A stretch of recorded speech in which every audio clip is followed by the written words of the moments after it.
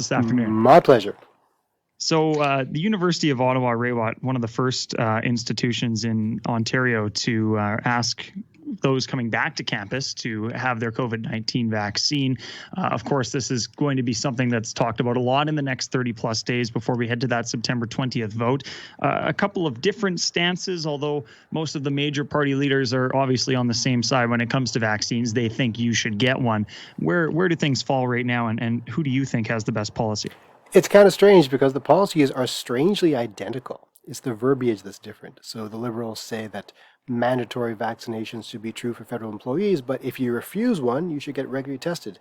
And the Conservatives say that vaccination should be optional, so if you don't want one, you should be regularly tested. It's exactly the same policy, it's just the wording is different.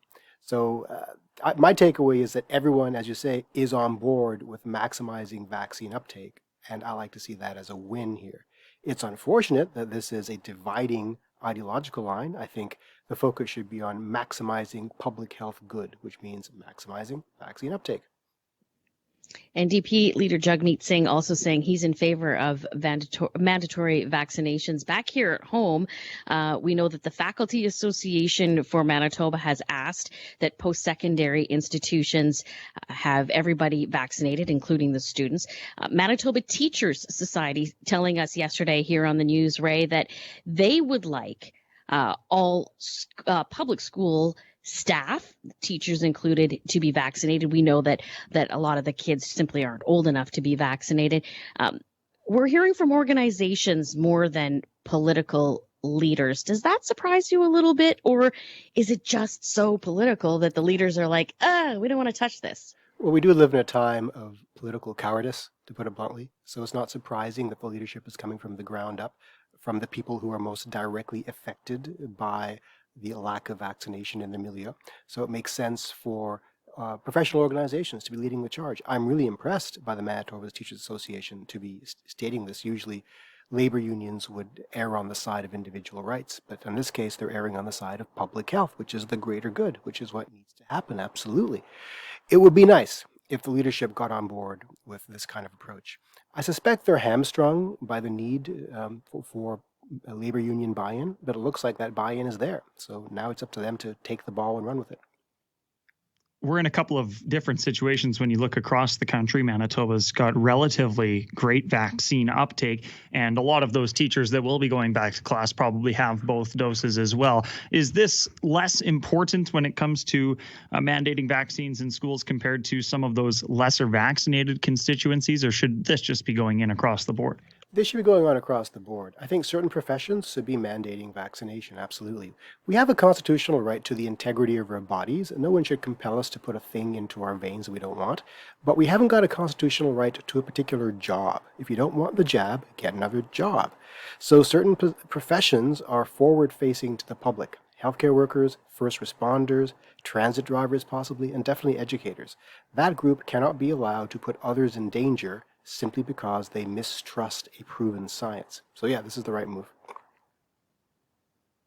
As we get set for back to school, we're also seeing that our provincial government has said that, listen, we encourage everyone to get vaccinated, which is why it hasn't directly responded to the Manitoba Teachers Society request for mandatory vaccinations, and also says we prefer education over making regulations, which again hasn't been the case until this point when it comes to saying we recommend masks in schools. So we're seeing again some school boards come out and say, no, we're going to make them mandatory.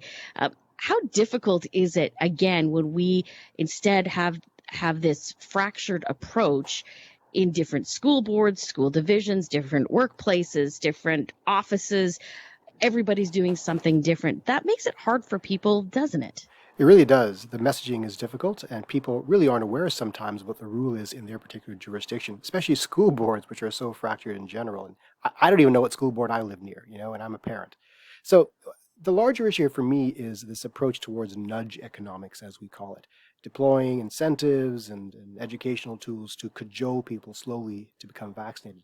That works in the best of times, like the anti-smoking campaign. We made it illegal to smoke inside restaurants, for example. And over time, people said, you know what, it's better if I just give up smoking. That way I can enjoy my friends indoors. That takes years or decades to work, but it does work. We haven't got years or decades now. We got weeks. And because of that reason, we can't afford to be messing around with these nudge scenarios. We need to deploy the stick, unfortunately, and the stick means making some things mandatory.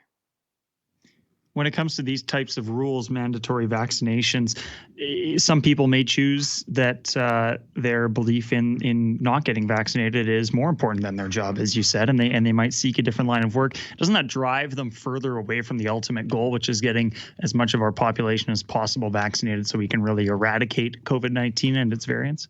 That's a really good point, and you're probably right. It does slow down their eventual uptake, but it does solve the immediate crisis of not exposing a vulnerable population, that is children, to infection unnecessarily. For those who it does drive away, they're the ones who will respond eventually to the nudge dynamics. By making some things harder to access over time, they'll eventually join us. It may take a year or so, but it'll be a small number of people. We can tolerate a small number of dissidents. It's just not the forward-facing people who interact with our most vulnerable.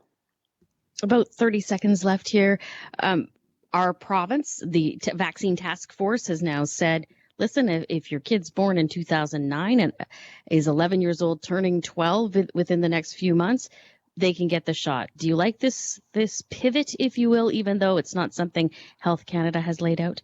It's fine. It's really just a couple of extra months, for people of a certain age. It makes parents happy. It expands the number of people who can get vaccinated. And by the way, I anticipate in a couple of months, that'll be opened up to kids much younger as well once the safety data comes back from the trials.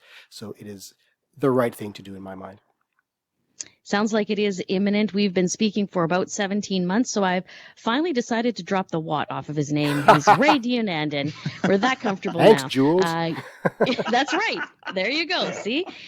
We have arrived at this point in our relationship. He is an epidemiologist at the University of Ottawa and always appreciate his time and insight. Thanks for doing this. Thank you.